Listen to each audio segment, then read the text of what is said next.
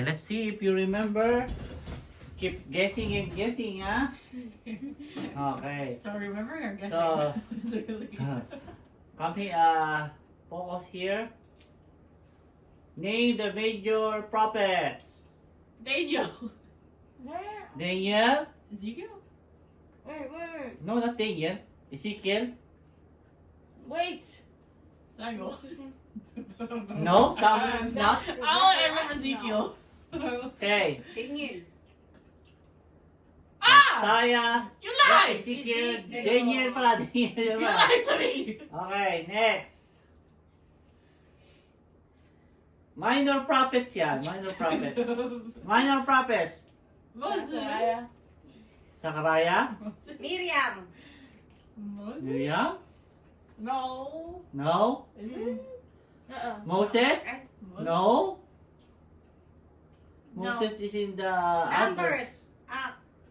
Oh, no. We're talking about people. Exodus. Huh? No! What? What? Okay. See, wala na naman. Ah, Jonah! I keep forgetting Zechariah.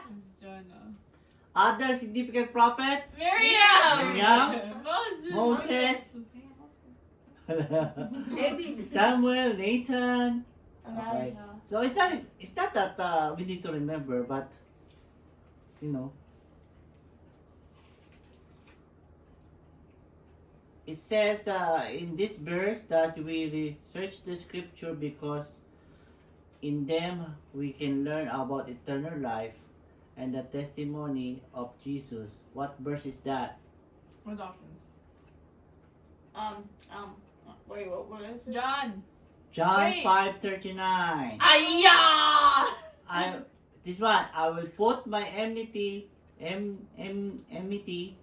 between you and a woman, and between your offspring and hers. What verse is this? Exodus. Exodus. Exodus? Exodus. Genesis. Genesis. All the prophets testify that everyone who believes in him Acts. forgive. Exodus. Acts. Oh! It's new. The story of the Passover. Exodus. Exodus. Last Supper. What is a high priest? So we watch this. What is a high priest? The only one who can do the thing. Go see the what's it called? Yeah, the only one have access to the tabernacle. Ah, there it is. Yeah. And the one who's doing the offering. Okay? So everyone have to present a lamb, which is a year-old lamb without blemish or without. Actually perfect. It's supposed to be perfect. It's like a practice.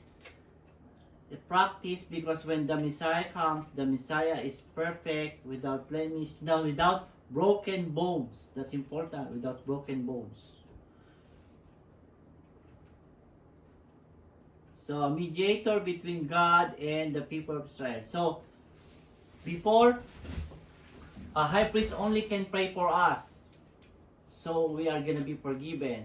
But since Jesus came, we can go directly to God and ask for forgiveness. So that's why Jesus is the high priest. Right? Understand that? Jesus as the sacrifice and also as a high priest. Which verse is that? With options. Huh? With options. Huh? With the options. Yeah. Where do we read that? Deuteronomy? Deuteronomy? No. Leviticus. Leviticus? Numbers. Leviticus. John? In Leviticus, those are where are the routine, how you do the prayer, what are the practices. When Moses struck the rock, we discussed this, right? Mm-hmm. The water came out, and the water is the symbol of life. Which verse is that? The options. Huh? The options. Of course. More technical difficulties. Oh.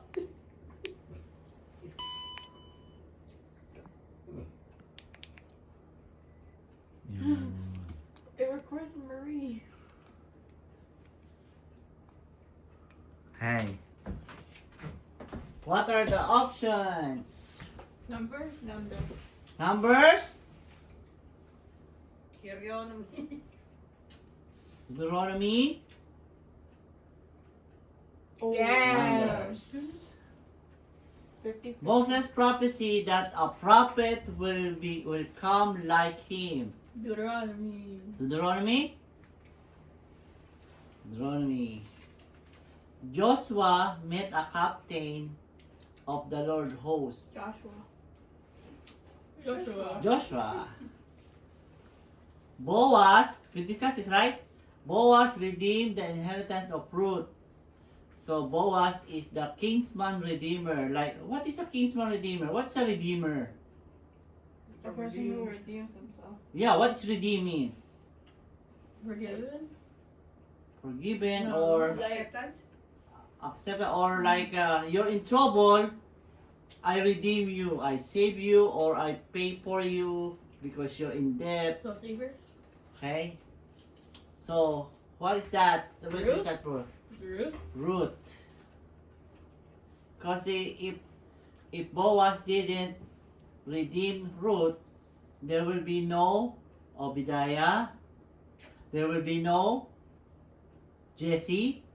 Oh yeah, okay. Yeah. Jesse is the father of David? David. And from David, where is the Messiah will be coming out from? See, it's important. Jesus is the Lord, appears to Solomon to grant wisdom. Oh. Samuel? Samuel, 2 Chronicles. 2 Chronicles, Address? Esdras, 2 Chronicles. We read that, right? We read that Yeah. Solomon is to be the next king. Solomon is the next king, and the Lord shows Meron pa. himself to Solomon and asked Solomon, what do you want? But Solomon didn't ask for more gold, more richness, or more power. He asked for wisdom. What is wisdom? Knowledge. Knowledge. Oh? Intelligence. Ah, the brain. Good wisdom. Or good knowledge.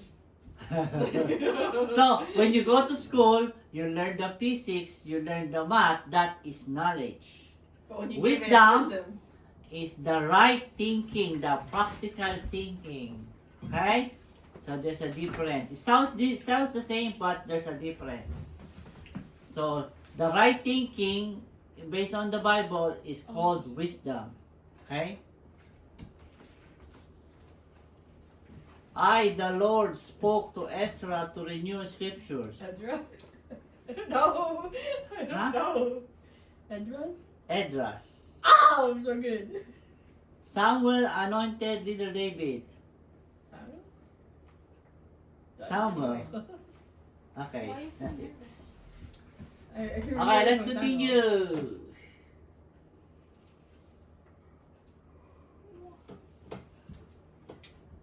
Why are you hitting Mama? Okay, ready the Samuel. I'm Bible? not hitting her, just hit her. So we're still in chapter. What? 5. What chapter? Oh yeah. What chapter are we? 5. Chapter 5.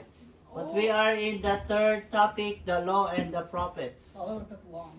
So here we are going to discuss from the past two meeting about the Bible is all about Jesus, because in Matthew chapter 5:17, what is he said?